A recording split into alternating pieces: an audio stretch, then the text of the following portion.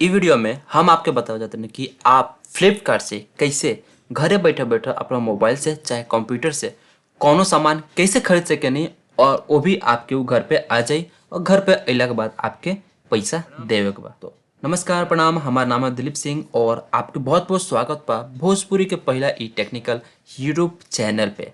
अभी सबसे पहले हम खोल रहे बने अपने फ्लिपकार्ट और इधर हम एगो सामान खरीद के दिखाएं कि आप कैसे फ्लिपकार्ट पे अपना घर बैठे बैठे अपना मोबाइल से अपना कंप्यूटर से कुछ खरीद सके नहीं। तब सबसे पहले जगह आपको एक सर्च दिखोते सर्च पे जाए के बा और जौन भी सामान आप पे जाए वो लिखे के बा।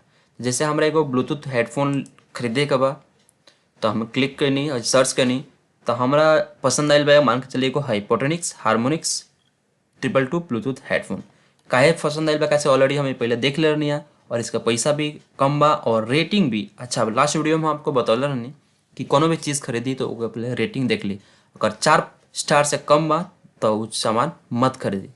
तो एक 4.1 बा तो हम एकरा खरीद सके नहीं, तो हम क्लिक करता नहीं और आप देख ली कर सब चीज़ डिटेल। ये जैसे आप चेक कर सके नहीं रेटिंग कितना लोग दिला बा, कितना रिव्यूज़ दिला बा, सब कुछ आप जैसे चेक कर सके नहीं। जैसे आप कलर भी पसंद कर सके नहीं, करिया कलर चाहे आपके लाल में ले तो लाल कलर, लाल लेम तो आपको थोड़ा भाव बढ़ जाए। अगर आप ब्लैक लेता नहीं करिया लेता नहीं तो जग भाव आपके कम रहे। तो सब चीज़ देखला के बाद अगर आप किसी खरीदे के बाद तो आपके है जगह क्लिक करे के पड़ी।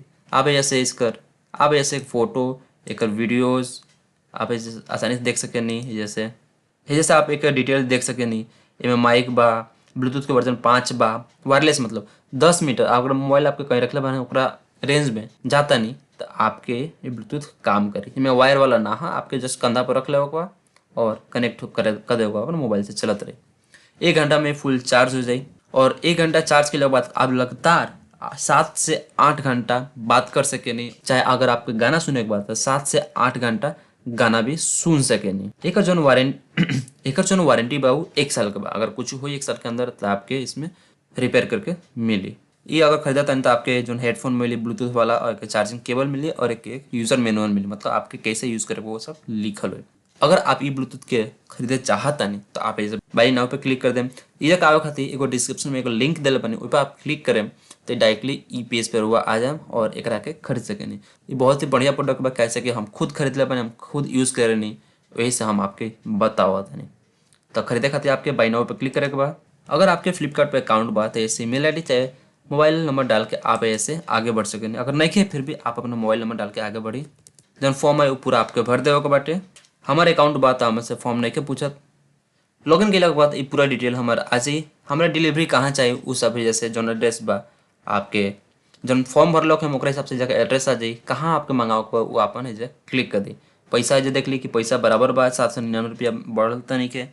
ओकरा बाद जौन भी एड्रेस पे मंगाओ के बाद क्लिक करिए। अगर नया एड्रेस पे मंगाओ के बाद जैसे एड न्यू एड्रेस पे क्लिक करके आप नया एड्रेस है जैसे डाल सके नहीं। तो हम पुराना एड्रेस पे मंगाओ चाहते नहीं अपना तो एड्रेस सेलेक्ट करके जैसे डिलीवर हेयर पे क्लिक करें वो प्रोडक्ट का पूरा डिटेल है आ जाए।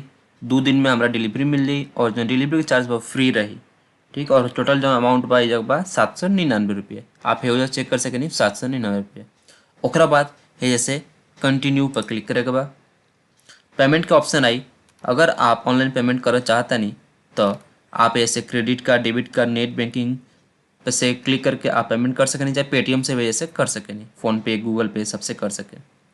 एक बाद पेमेंट का ऑप्शन आता है जैसे कि आप ऐसे फ़ोन पे पेटीएम गूगल पे और ओरिजिनल वॉलेट्स में से चाहे credit card debit card net banking से पेमेंट कर सकें। अगर चाहते नहीं आप कि प्रोडक्ट आपके घरे आवे, ये जो ईयरफोन आपके घरे आवे ओकरा बाद आप पैसा दी तो जैसे कैश ऑन डिलीवरी सेलेक्ट करी। ओकरा बाद है जो एगो दिखता है 555 जैसे टाइप कर दी और कंफर्म ऑर्डर। तो जो ऑर्डर बा वो प्लेस हो चुकल, मतलब कि ऑर्डर हो गए। तो यही जो ऑर्डर बा हमारा घरे आई उसके बाद हम पैसा दें। तो आप ये तरह से बहुत ही आसानी से फ्लिपकार्ट पे ऑर्डर दे सकेनी, कोनो भी सामान खरीद सकेनी। अगर ये सामान खरीदे के बाद आपके तो ये वीडियो के नीचे डिस्क्रिप्शन में एक लिंक दिल बनी वही से क्लिक करके आप ईयरफोन के खरीद सकेनी।